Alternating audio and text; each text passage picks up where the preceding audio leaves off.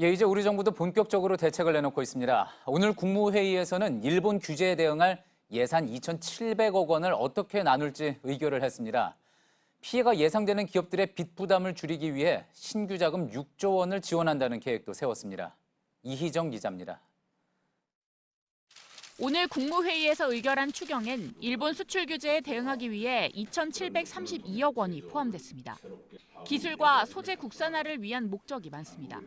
구체적으로 예산 배정액을 보면 먼저 소재와 부품 기술을 개발하고 설비 투자 자금을 지원하는 등 당장 급한 사업에 우선적으로 쓰게 됩니다. 우리는 예산을 신속하고도 효율적으로 집행해 그 효과를 극대화하겠습니다. 선택과 집중을 통해 예산을 적재적소에 투입하겠습니다. 앞서 정부는 이번 일본의 수출 규제로 159개 품목이 실질적인 피해를 받을 것으로 보고 집중 관리하겠다고 밝힌 바 있습니다. 일본에서 많이 사오는 품목들인데 반도체 핵심 소재를 비롯해 공작 기계와 자동차에 들어가는 탄소 섬유 등이 포함됩니다. 다만 이 같은 대책이 효과를 보려면 시간이 많이 걸립니다. 기업들은 머지않아 자금 사정이 어려워질까 걱정하고 있습니다.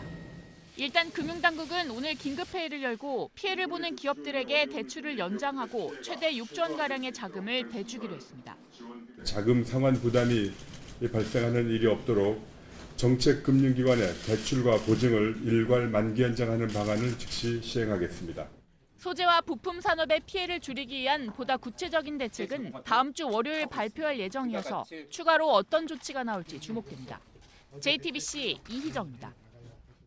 정부가 밝힌 대응책 가운데 눈에 띄는 게 한국에 들어오는 일본산 먹거리와 폐기물에 대한 검사를 강화한다는 부분입니다.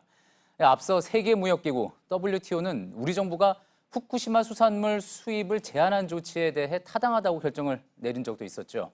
정부가 어떤 카드를 검토할지 이주찬 기자가 전합니다. 아베 총리는 선거철 등에 후쿠시마산 농수산물을 시식하는 행사를 했습니다. 일본산 먹거리의 방사능 문제에 그만큼 민감합니다. 내년 도쿄올림픽에서 어떤 식재료를 사용할지를 놓고도 최근 논란이 달아오르고 있습니다. 한국으로 들어오는 일본 폐기물에 대해서도 비슷한 논란이 이어지고 있습니다. 우리 정부는 일본산 식품과 폐기물에 대해 국민 안전을 고려한 조치를 강화하겠다고 밝혔습니다. 다만 정부는 이런 조치가 방사능 논란과 관련이 있는지에 대해선 말을 아꼈습니다. 전문가 등 사이에선 여러 조치가 거론됩니다. 먼저 식품의 경우 후쿠시마산 외에 일본 전 지역으로 확대 더욱 강도 높은 안전검사를 실시할 수 있습니다. 일본에서 들여오는 산업 폐기물 등도 심사를 강화하고 비관세 장벽 형태의 대응 방안도 검토할 수 있습니다. 이런 품목들에 대해 다른 나라에서 수입을 하면 관세를 깎아주고 통관 절차도 신속하게 이루어질 수 있게 할 수 있다는 겁니다. 국내 시멘트 공장에 들어오는 일본의 화력발전소 쓰레기를 막아달라는 청와대 청원엔 10만 명이 넘게 참여했습니다. JTBC 이주찬입니다. 예, 일본이 내놓은 규제 조치 중에 약한 고리로 거론되는 부분이 있습니다. 이 전략물자를 잘 관리하는 자국 기업들의 자유롭게 수출을 할 수 있게 하는 이른바 CP 인증 제도입니다. 어제 일본 경제산업성이 보도자료를 냈는데 이 제도를 활용할 수 있는 방안을 유지한다는 내용이 들어가 있습니다. 우리 기업들에는 어떤 의미가 있는지 신진 기자가 따져봤습니다. 어제 일본 경제산업성이 내놓은 보도자료입니다. 이른바 특별 일반 포괄 허가에 대해 종전처럼 적용이 가능하다는 내용이 담겨 있습니다.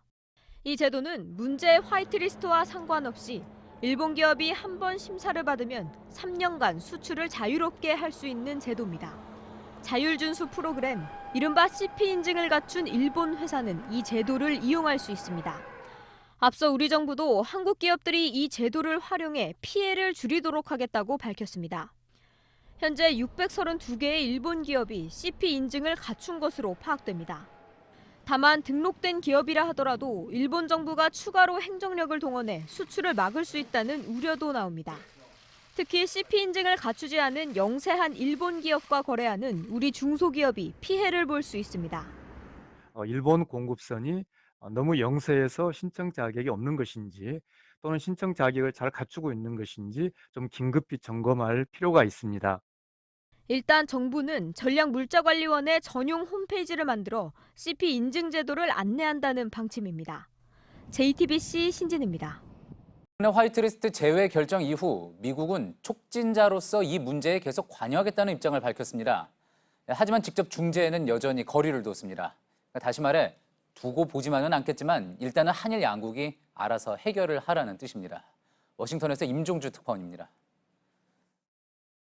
미국의 공식 반응은 취재진의 서면 질문에 답하는 형식으로 나왔습니다. 일본의 2차 보복 결정 14시간여 만입니다. 우선 한일은 미국의 친구라며 각자 관계 개선에 책임이 있다고 밝혔습니다. 그러면서 일정 부분 자아 성찰부터 하는 게 순서라고 말했습니다. 일본이 휴전 중재안을 거부한 데 대한 언급 대신 일종의 양비론을 편 것입니다. 이어 한일 갈등이 경제와 안보 분야로 확산해서는 안 된다는 점을 분명히 했습니다.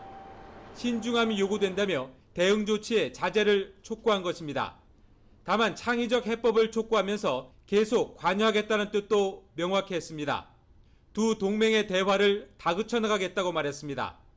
그냥 두고 보지는 않겠지만 그렇다고 선뜻 끼어들지도 않겠다는 뜻입니다. 해결의 열쇠는 여전히 당사자들이 쥐고 있다는 인식입니다. 미 국무부 관리들이 방콕 현지에서 한일 양측이 해결책을 찾는 데 관심이 많다고 말한 것과 같은 맥락입니다. 트럼프 대통령은 2주 전 한일 양측의 요청을 전제로 관여하겠다고 한 이후 추가 언급은 없습니다. 워싱턴에서 JTBC 임종주입니다.